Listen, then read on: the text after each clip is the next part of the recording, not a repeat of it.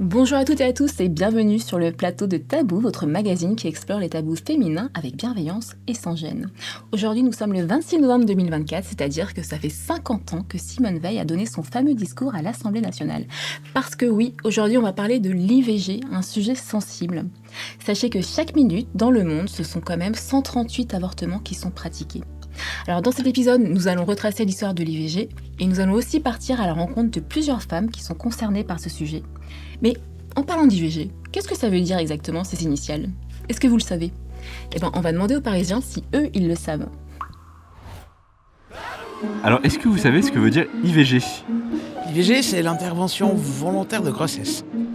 IVG, I a intervention, je dirais, et G grossesse, de V volontaire, je sais pas. C'est presque ça. IVG signifie interruption volontaire de grossesse, aussi appelée avortement. C'est une pratique médicale qui consiste en l'arrêt de la grossesse. Longtemps restée illégale en France, l'IVG est une pratique aujourd'hui encadrée et légalisée. Mais savez-vous depuis quand ? Non. Donc c'est dans les 70, les années 78 je dirais. Et non, ce n'est pas exactement ça. C'est le 26 novembre 1974 que Simone Veil, à l'époque ministre de la Santé, présente son projet de loi de légalisation de l'avortement avec un discours poignant devant l'Assemblée nationale. Aucune femme ne recourt de gaieté de cœur à l'avortement. Il suffit d'écouter les femmes. C'est toujours un drame. C'est une des conséquences des révoltes de mai 68. Plusieurs mois plus tard, le 17 janvier 1975, le texte est adopté et mis en vigueur. Savez-vous pourquoi on peut dire que l'IVG est protégé par l'État en France ? Pourquoi l'IVG est protégée par l'État en France ? Pourquoi on peut dire ça ? Parce que depuis un an, elle est dans la Constitution. Tout à fait. Ce 8 mars 2024, où la France a été grande, parce qu'elle a voulu l'être pour toutes les femmes, universellement. La liberté de recourir à l'avortement a été inscrite dans la Constitution française le 8 mars 2024. La France devient ainsi le premier pays, et à ce jour le seul, à protéger l'avortement par sa Constitution, contrairement aux États-Unis où l'avortement dépend de la législation de chaque État. Nous allons voir désormais quelle est la situation à l'international. Est-ce que vous savez combien de pays interdisent l'IVG ? Je sais pas combien, on y voit au pif. Quarantaine, une cinquantaine ? 30 pays. Et non, ce n'est pas exactement ça. L'avortement est strictement interdit dans 24 pays. Il est autorisé seulement dans 41 pays pour sauver la vie de la mère, et dans 49, il est autorisé pour des raisons de santé. Les droits des femmes évoluent dans certains pays, mais la France est le seul pays ayant fait entrer le droit à l'IVG dans la Constitution. Le combat, on le voit, est loin d'être terminé. Pour rappel, 41% des femmes dans le monde vivent dans des pays où l'accès à l'avortement est limité, voire interdit. Tout de suite, je vous emmène à la rencontre d'Olivia de Bona. Cette artiste très talentueuse a créé une fresque sur le thème de l'IVG et tente d'éveiller les consciences.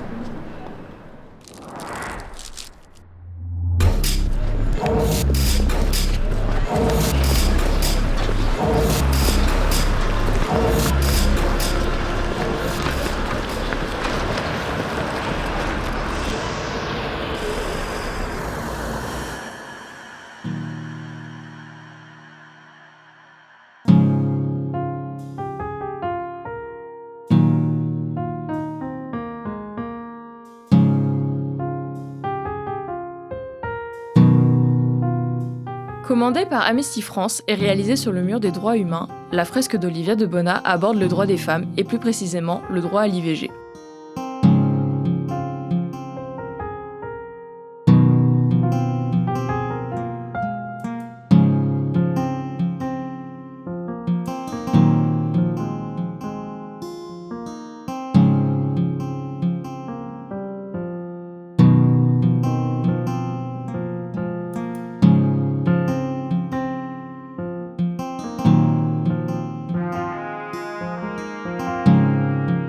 À la suite de notre rencontre avec l'artiste, nous avons appris davantage sur son œuvre.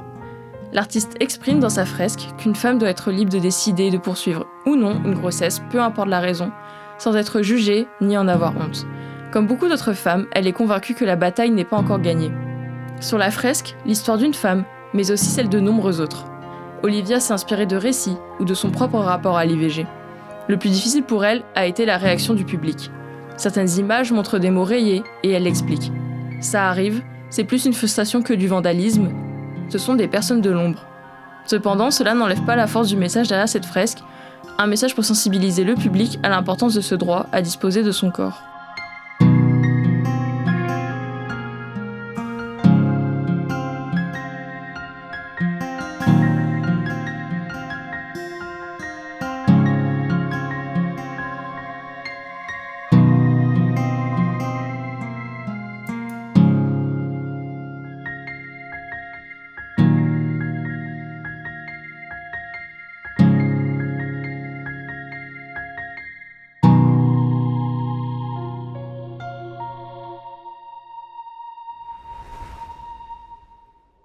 Il est toujours délicat de communiquer sur un sujet aussi sensible que l'IVG.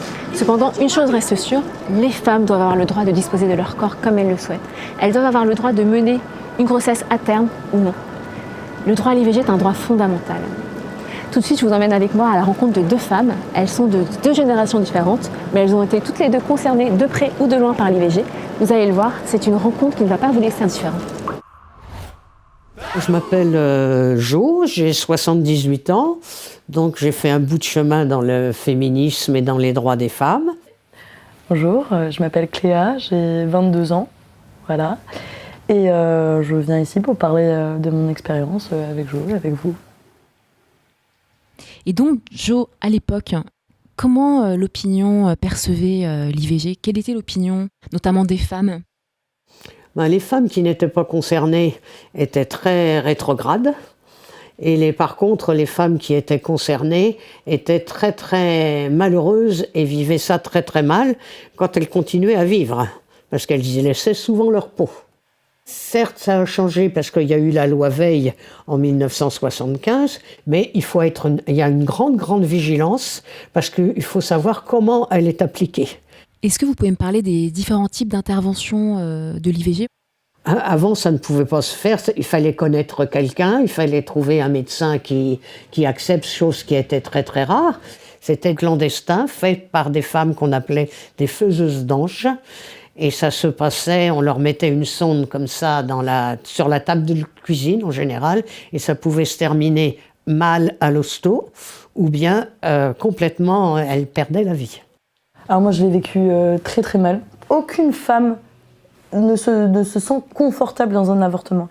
Ça a été quand même en plusieurs étapes. Il y a eu un premier rendez-vous avec un examen gynécologique. Et puis ensuite, il y a eu un examen psychologique. Et ensuite, la prise médicamenteuse, la première dans le planning familial. Donc là, vous prenez la pilule et ils actent arrêt de la grossesse. Et 48 heures après, il faut reprendre une pilule qui en fait va déclencher les contractions pour évacuer. Mais alors, bien qu'il m'avait dit que ça allait faire mal, je n'aurais pas pu m'imaginer une douleur aussi intense.